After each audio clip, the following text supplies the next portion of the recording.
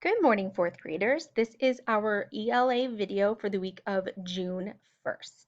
Our strategy this week that we are going to be working on is determining importance. We've talked a little bit about this before, but we're going to talk about some things that will really help us hone this strategy and this skill when we're reading nonfiction text. Determining importance basically means that as a reader, we focus on what's most important in the text so that we can spend our time developing deeper understandings of the text. When we become really good readers, we're able to read a text and decide from all the information in front of us what's most important for us to remember. Sometimes the author is going to give us additional details that are really interesting and they make the text more fun to read, but they're not necessarily facts or things that we need to file away and keep to comprehend the text. When you're reading nonfiction text, you can find the important things by focusing on main idea, facts, details, special vocabulary words. But we're going to talk today about text features in nonfiction text because this is something that is going to really help you focus on what is most important when you're reading a nonfiction text.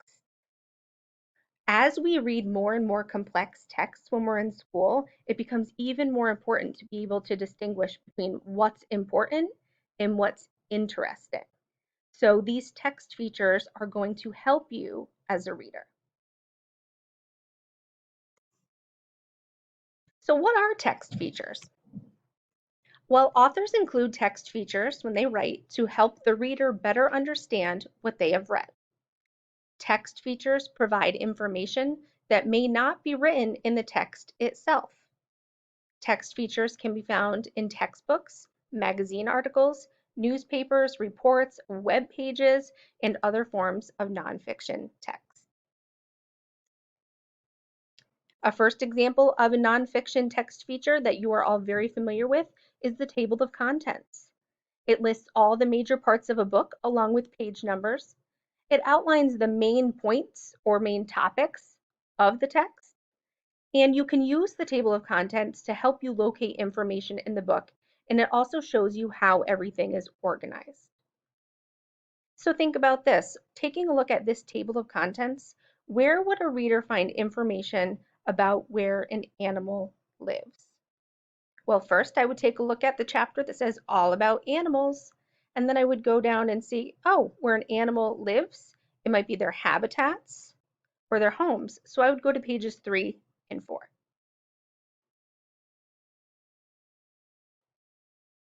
Next up is the index.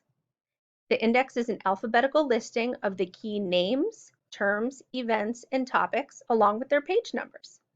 Readers can use the index to help find pages that contain the information that they are looking for. So this helps you find different facts and specific information in a larger text. Where would you find information in this index about acid rain? You got it. We would find it on pages 396 and 397. A glossary. A glossary is a list of key terms that are in alphabetical order. Each keyword is defined, so you're given the meaning. Sometimes a glossary also will tell you how to pronounce a word. And readers can use the glossary to look up key terms to find out their meaning. This will help you as a reader better learn and understand the subject that you're reading about.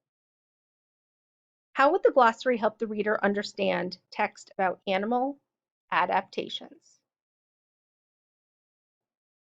Well, the glossary would help us because it would tell them, as a reader, what it means to adapt.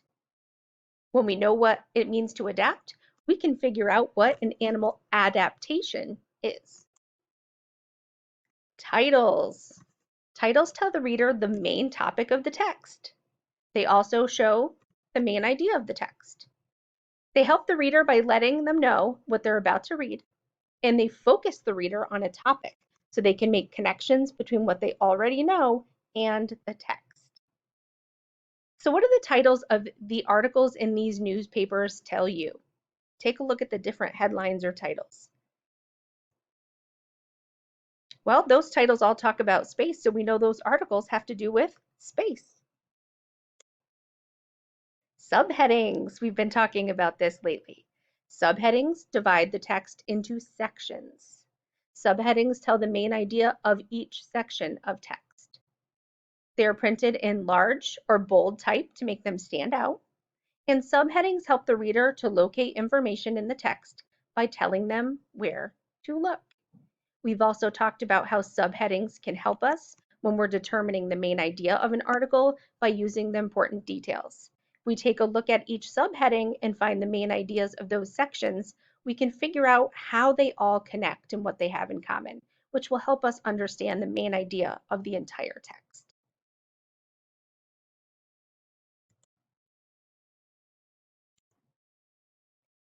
So the way a text looks in terms of being bold, its color, or italics.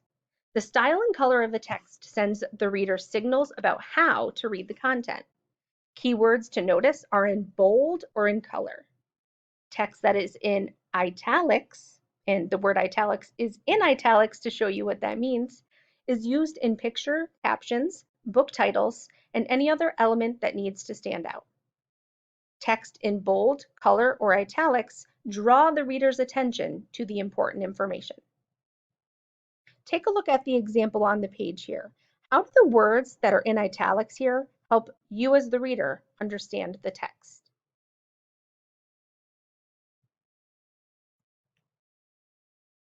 The words in italics help the reader because they focus you, the reader, on the answer to the question. Photographs and illustrations. Photos and illustrations give information in a visual way. They help tell the story. They work with the words and headings to help teach material, and they help the reader understand an idea from the text that may have been unclear.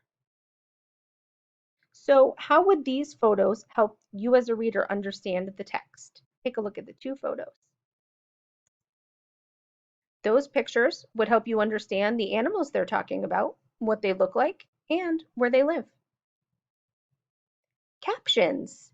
A caption explains what is shown in a picture or an illustration, and they help the reader understand information that may or may not be in the text. How does the caption here, so it says these gold coins were found on the ocean floor, how does that caption help you understand that picture? If that article was about finding treasure, how would that caption help you as the reader understand the text? Well, the caption explains that those coins that are pictured were found at the bottom of the ocean. So it would help me understand where a treasure would be found. A text box. A text box provides more information than is in the text about a topic. A text box can include interesting facts or important information the author wants the reader to know. Text boxes also help readers understand by creating interest or emphasizing important information. One of the text boxes above asks the reader to solve a mystery about a Tasmanian devil. Why would he want to include this mystery? So why would the author include that text box? It contains a mystery and the author included it to create more interest for the reader about the topic.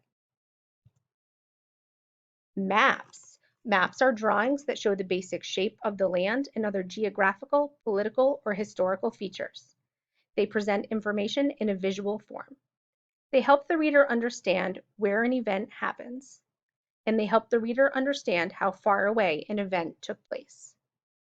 So how would a map of the United States help you understand an article about Texas?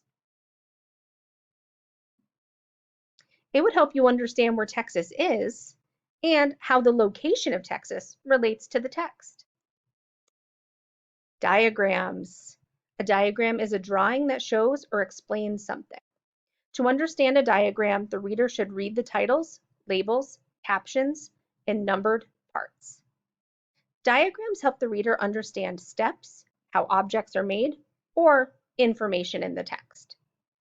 So how could this diagram help you as a reader understand volcanoes? Well, the diagram helps the reader understand the parts of a volcano and how they erupt. So in addition to a text, that would help me understand more about volcanoes. Tables organize large amounts of information in a small space. Tables present all kinds of data from numbers and amounts to calendars and menus. Tables help the reader compare information in the text. How would a table about volcanic eruptions help the reader understand volcanoes? Well, that table would help the reader understand where the volcanoes are and how often they're erupting. Timelines. They show us important events in chronological or time order. Timelines help the reader better understand the order of events and how one event may have led to another. Think about this. How would a timeline help a reader understand an article about why some older people aren't knowledgeable about computers?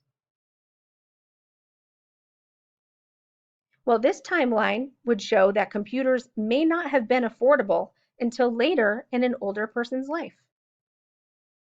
So girls, as you do your packet work this week, so you're going to get your new packets and you're going to start with our two new nonfiction texts.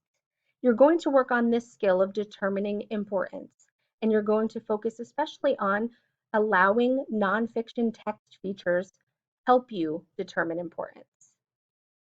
These are things that are going to help you focus your attention and pull away the important information and file away what you need and maybe not file away things that you don't necessarily need from the text because we don't always need every single word that is written.